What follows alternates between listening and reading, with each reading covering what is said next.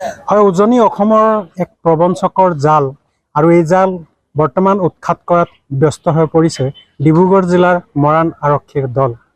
এই জালটোৱে নিবনুৱা যুৱকক নিজৰ লক্ষ্য হিচাপে লৈ লৈছে আৰু তেওঁলোকৰ আধাৰ কাৰ্ড, পান কাৰ্ড সংগ্ৰহ কৰাৰ লগতে তেওঁলোকৰ নামতে এখন চিম উলিয়াই বিভিন্ন বাহন আৰু বাইকৰ ডিলাৰৰ পৰা তেওঁলোকৰ নামত ক্ৰয় কৰিছে বাইক আৰু বাহন।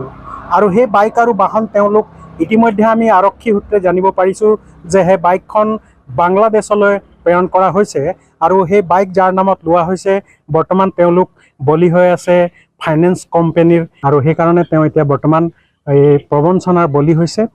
ইতিমধ্যে আমাৰ লগত খুমটাই চাহ বাগিচাৰ আমি আহি গম পাইছোঁ যে প্ৰায় 15-20 জন যুৱকৰ নামত বাইক আৰু বাহন ইতিমধ্যে এই প্ৰবঞ্চকৰ দলে তেওঁলোকৰ ডকুমেণ্ট সংগ্ৰহ কৰি তেওঁলোকৰ নামত উলিয়াই বাংলাদেশলৈ প্ৰেৰণ কৰিছে। আমি পোনে পোনে এজনৰ লগত কথা পাতিম। হয়, কি নাম আপোনাৰ? নিখিল গোৱালা। কি হৈছে তোমাৰ লগত?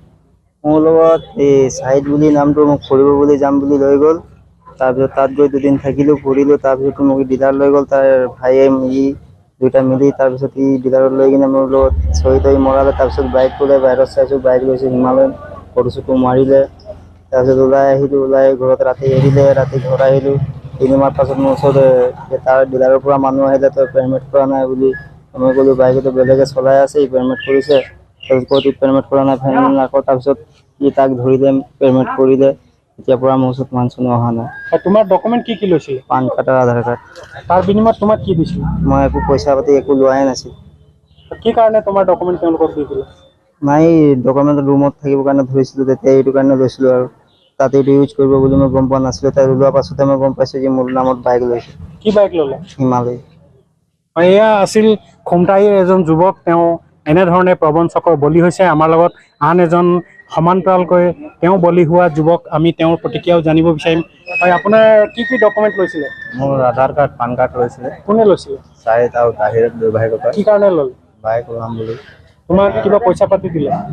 বাইক ওলোৱাৰ পিছত ঘৰত আহি 5,000 পইচা দি গৈছে যে তোমাৰ কামটো হ'ল, এইটো থোৱা কিবা ল'বা বুলি। বাইকটো তুমি দেখি পালা নাই? দেখি নাপালোঁ। বাইকৰ ডিলাৰ ফাইনেন্সাৰ কোনোবা আহিছে নেকি তোমাৰ ওচৰত? নাই, এতিয়ালৈকে নাই। খুমটাই অঞ্চলৰ 2 জন যুৱকক ইতিমধ্যে আৰক্ষীয়ে গ্ৰেপ্তাৰ কৰিছে, গম পাইছা? পাইছোঁ। তেওঁলোকো কাৰোবাৰ নামত বাইক ওলোৱা ডকুমেণ্ট লৈছিলে? লৈছিলে। এনে কিমান যুৱক হ'ব খুমটাই অঞ্চলত যাৰ নামত বাইক বা বাহন লৈছে? হ'ব এনেকৈ 15-20 জন। এতিয়া কি কৰিম বুলি ভাবিছা? কি কৰিম বুলি ভাবি একো নাই। এয়া আছিল আৰু এজন ভুক্তভোগী আমাৰ লগত VDPৰ সম্পাদক আছে। আমি তেওঁৰ পৰাও প্ৰতিক্ৰিয়া জানিব বিচাৰিম, যিহেতু সম্পূৰ্ণ ঘটনা চৰাইদেউ জিলাৰ মাহমৰা বিধানসভা সমষ্টিৰ এই খুমটাই চাহ বাগিচাৰ প্ৰায় ইয়াৰ 15 জন যুৱকৰ নামত বিভিন্ন প্ৰবঞ্চকৰ দলে বাইক আৰু বাহন ক্ৰয় কৰিছে আৰু এই বাইক আৰু বাহন আমি আৰক্ষী সূত্ৰে গম পাইছোঁ যে ইতিমধ্যে বাংলাদেশলৈ প্ৰেৰণ কৰা হৈছে। কিন্তু যিজন যুৱকৰ নামত বাইক ডিলাৰৰ পৰা লোৱা হৈছে তেওঁলোকে গমেই নাপায় যে তেওঁলোকৰ নামত কিবা বাইক লোৱা হৈছে। আমি VDPৰ প্ৰতিক্ৰিয়া জানিব বিচাৰিম। হয়, কি হৈছে আপোনাৰ খুমটাই চাহ বাগিচা অঞ্চলত? আমাৰ খুমটাই 15-20টামান হ'ব লোৱা। সিহঁতৰ ডকুমেণ্টছ লৈ লৈছে আৰু সিহঁতৰ নামত কাৰোবাৰ নামত গাড়ী, কাৰোবাৰ নামত মটৰ চাইকেল, তেনেকুৱা ডিলাৰৰ পৰা ওলাই লৈছে। আৰু সিহঁতক মানে আমাৰ ল'ৰাকেইটাৰ 5,000, কাৰোবাক 4,000 তেনেকুৱা টকা দিয়াও শুনিছোঁ। সেইবোৰ কৰি পিনে সিহঁতৰ ডকুমেণ্টছ লৈ এতিয়া যেতিয়া মাহে মাহে পইচাটো দিব লাগে, এতিয়াতো সিহঁতি দিব পৰা নাই কিজানি। গতিকে ডিলাৰৱালা যাৰ যাৰ ডকুমেণ্টছ আছে সিহঁতৰ ঘৰ আহিছে।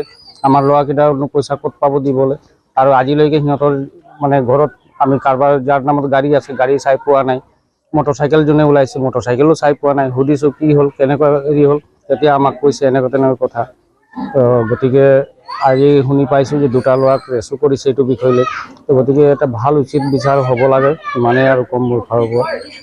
এই মুহূৰ্তত মই ধন্যবাদ জনাইছোঁ। এয়া আছিল খুমটাই চাহ বাগিচাৰ VDPৰ সম্পাদক। আমি জানিব পাৰিছোঁ যে খুমটাই চাহ বাগিচাৰ প্ৰায় 15-20 জনীয়া যুৱকৰ দলক এচাম লোকে প্ৰবঞ্চনা কৰি তেওঁলোকৰ ডকুমেণ্ট সংগ্ৰহ কৰি তেওঁলোকৰ নামত বাইক আৰু বাহন ক্ৰয় কৰি ইতিমধ্যে বাংলাদেশলৈ বা অন্য ঠাইলৈ প্ৰেৰণ কৰিছে আৰু এই ইনষ্টলমেণ্ট যিবিলাক যুৱকৰ ডকুমেণ্ট আছে তেওঁলোকৰ ঘৰত ইনষ্টলমেণ্ট বিচাৰি বিভিন্ন ফাইনেন্স কোম্পানী আৰু ডিলাৰ লোকসকল আহিছে। ইতিমধ্যে এজন যুৱকে এই সংক্ৰান্তত মৰাণ আৰক্ষী থানাত গোচৰ ৰুজু কৰিছে আৰু সেই গোচৰৰ ভিত্তিত তদন্ত আৰম্ভ কৰি মৰাণ আৰক্ষীয়ে এই খুমটাই চাহ বাগিচাৰে 2জন প্ৰবঞ্চকক ইতিমধ্যে গ্ৰেপ্তাৰ কৰিবলৈ সক্ষম হৈছে। যদিও এই উজনি অসমত চলি থকা এই প্ৰবঞ্চনাৰ দলটো প্ৰবঞ্চনাৰ জালটো সম্পূৰ্ণৰূপে শেষ হৈ যোৱা নাই, কাৰণ এই জালটোত বহু লোক জড়িত আছে আৰু আৰক্ষীৰ তদন্ততহে সম্পূৰ্ণ জাল শেষ হ'ব আৰু এইবিলাক জড়িত লোক আছে তেওঁলোকক গ্ৰেপ্তাৰ কৰাৰ পিছতে এই জাল সামৰণি পৰিব। ভিডিঅ' জাৰ্নেলিষ্ট নিদান পূৰ্তিৰ সৈতে ৰাজু মিশ্ৰা, এনি ভাৰত 24 মৰাণ। এনি ভাৰত 24ৰ প্ৰথম প্ৰয়াস জুবিন গাৰ্গৰ গীতৰ প্ৰতিযোগিতা। জুবিনৰ গানে কি আনে।